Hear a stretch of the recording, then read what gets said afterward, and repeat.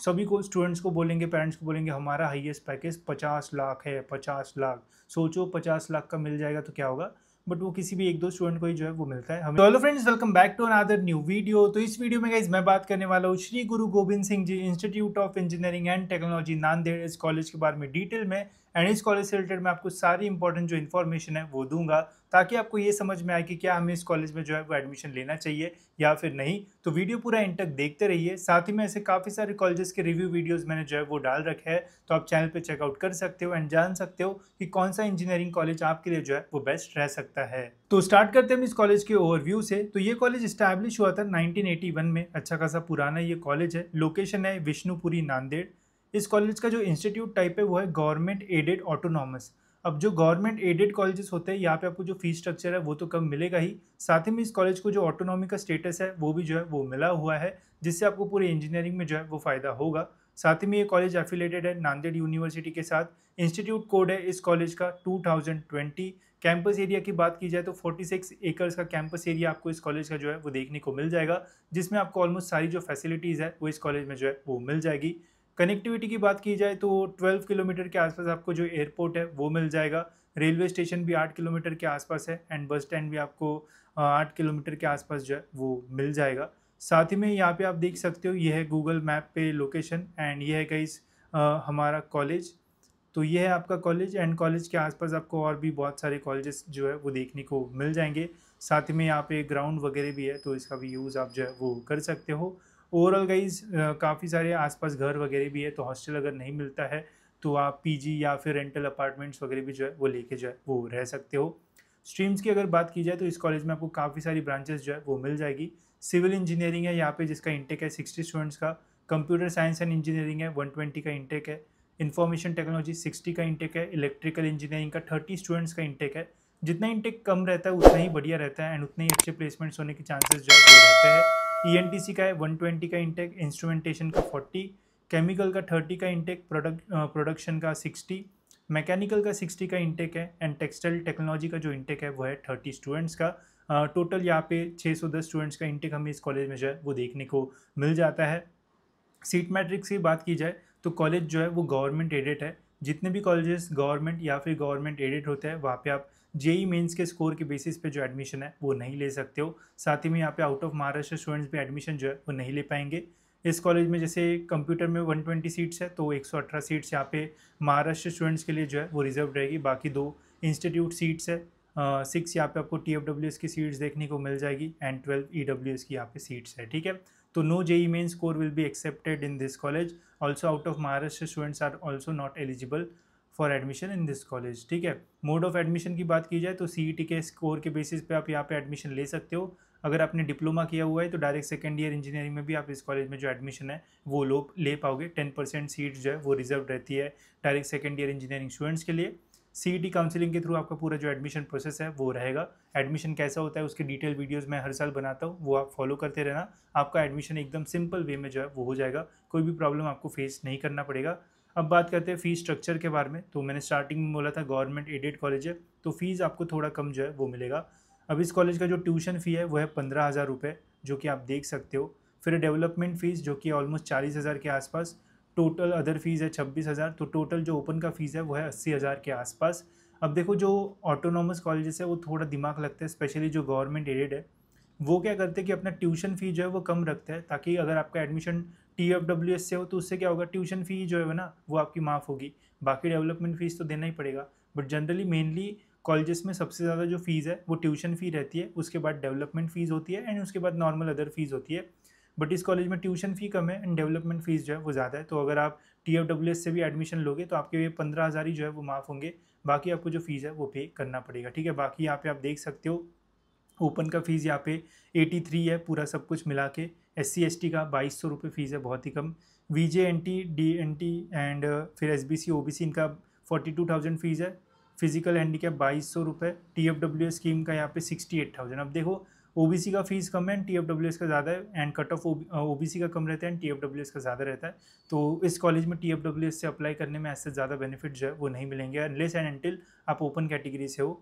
EBC and EWS का fees है यहाँ पे 75,000 रुपीज़ के आसपास, ठीक है। तो जब भी आप कॉलेज के लिए अप्लाई करोगे तो हमेशा फीस स्ट्रक्चर चेक करना चाहिए एंड ध्यान से अप्लाई करो, नहीं तो जो बेनिफिट्स मिलना चाहिए उससे भी कम बेनिफिट्स आपको जो है वो मिल सकते हैं, तो इसका हमेशा ध्यान रखना चाहिए।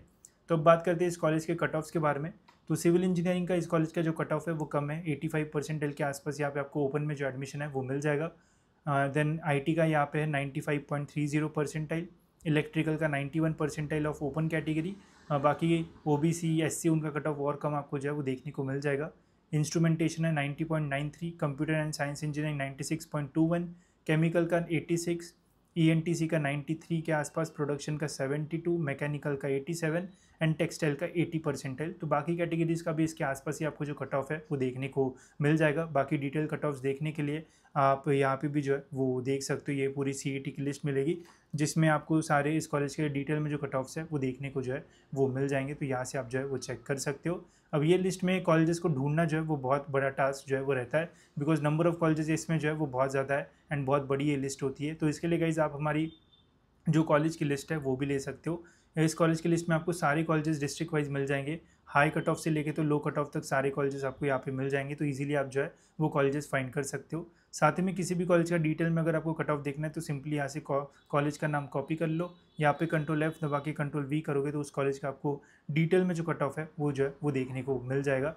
तो यहाँ से आप जो है वो वैसे भी जो है वो चेक कर सकते हो। तो ये सर्च हो जाता है एंड सर्च होने के बाद कुछ इस टाइप से यहाँ पे डिटेल में कट ऑफ जो है वो आप देख सकते हो। साथ ही में यहाँ पे मैंने डिस्ट्रिक्ट वाइज भी डाला है, अगर आपको पुणे का देखना है पुणे का देख सकते हो, मुंबई के कट ऑफ देखना है तो मुंबई पे क्लिक करो, मुंबई की लिस्ट यहाँ पे ओपन हो जाएगी, देख पाओगे कि कौन से कॉलेज का कट ऑफ कितना जाता है एंड उससे शॉर्ट लिस्ट आप कॉलेज कर लो। ये CS के कट ऑफ से जो कि सबसे हाई जाता है, बाकी ब्रांचेस का उस कॉलेज का कट ऑफ इससे लो ही रहेगा। तो अकॉर्डिंगली आप यहाँ पे शॉर्ट लिस्ट करके अपने कॉलेजेस जो है वो इजीली फाइंड कर सकते हो। इसके लिंक डिस्क्रिप्शन में, वहाँ से आप इसका यूज़ जो है वो कर सकते हो। अब बढ़ते हैं हमारे नेक्स्ट प्लेसमेंट्स की ओर, जो कि सबसे इंपॉर्टेंट होता है किसी भी इंजीनियरिंग को एक अच्छा कॉलेज बनाने के लिए। तो यहाँ पे हमने डिटेल में जो प्लेसमेंट्स है वो डाले राइट फ्रॉम 2021 से लेके तो 23-24 के यहाँ पे आपको जो अपडेट्स है वो देखने को मिलेंगे। अब यहाँ पे आप देख सकते हो 450 था 2021 में, जिसमें से 335 स्टूडेंट्स का जो प्लेसमेंट है वो हो गया था। फिर यहाँ पे आप देख सकते हो लेटेस्ट 378 स्टूडेंट्स ने यहाँ पे प्लेसमेंट में बैठे थे, जिसमें से 331 स्टूडेंट्स का जो प्लेसमेंट है वो हो गया, जो कि एक बहुत ही अच्छा नंबर है। एंड यहाँ पे जो प्लेसमेंट परसेंटेज है वो अच्छा है। बहुत सारे कॉलेजेस में बोलते हैं कि हाई पैकेज आएगा, एक दो को मिल जाता है एंड बाकी जो है वो घर पे ही बैठ जाते हैं, बट यहाँ पे ऐसा नहीं होगा। नंबर ऑफ़ प्लेसमेंट जो है वो अच्छे है। टोटल नंबर ऑफ़ ऑफर्स आप यहाँ पे देख सकते हो।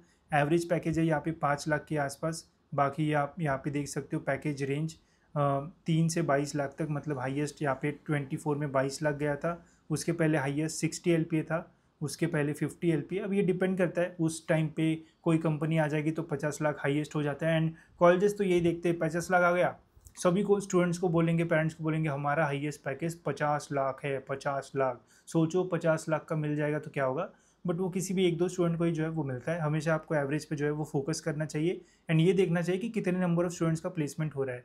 या बहुत सारे कॉलेजेस होते हैं जहाँ पे 50 लाख का प्लेसमेंट एक बच्चे को मिल जाता है एंड 300 में से बस 150 ही बच्चे प्लेस हो रहे हैं, तो वो इतने अच्छे नंबर्स नहीं रहेंगे एज़ कम्पेयर टू दिस। तो ये मैं थोड़ा बेटर जो है वो बोलूँगा। बाकी ओवरऑल तो नंबर्स यहाँ पे जो है वो दिए हुए हैं, आप जो है वेबसाइट पे भी चेक कर सकते हो। यहाँ पे आप देख सकते हो कि कौन से ब्रांच में कितना प्लेसमेंट जो है वो हुआ है, तो इसका स्क्रीनशॉट निकाल के आप आराम से जो है वो देख सकते हो। ओवरऑल प्लेसमेंट्स मुझे जो है वो डिसेंट लगे इस कॉलेज के। हॉस्टल फैसिलिटीज़ भी आपको इस कॉलेज में जो है वो मिल जाएगी। फ़ीस भी जो है वो इतनी ज़्यादा नहीं है। हॉस्टल फ़ीस है यहाँ पे 22,000 रुपये, बाकी कोऑपरेटिव मेस मिलती है जिसका 24,000 यहाँ पे फ़ीस है। हॉस्टल के लिए आप कॉलेज में ही जो है वो डिटेल में पूछना, बिकॉज ये इन्फॉर्मेशन हर बार जो है वो चेंज होती रहती है। तो अगर आपको इस कॉलेज में हॉस्टल चाहिए तो एक बार कॉलेज में विजिट कर लेना, आपको डिटेल में सारी जो इन्फॉर्मेशन है वो मिल जाएगी।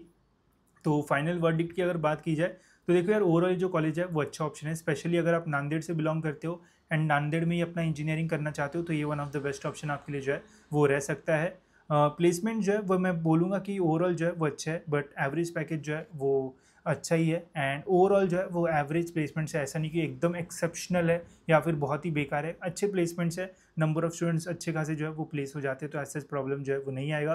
फ़ीस भी जो है वो कम ही है, अगर आप कैटेगरी से बिलोंग करते हो तो फीस कम है। ओपन का भी फीस एज सच बहुत ज़्यादा नहीं है, प्राइवेट कॉलेज में यही फीस 1,80,000 के आसपास जो है वो जाता है, बट इसमें आपको 80,000 83 के आसपास ओपन का फीस आपको जो है वो मिलेगा। हॉस्टल भी अवेलेबल है, तो बाकी खर्चे भी यहाँ पे आपके जो है वो कम होंगे।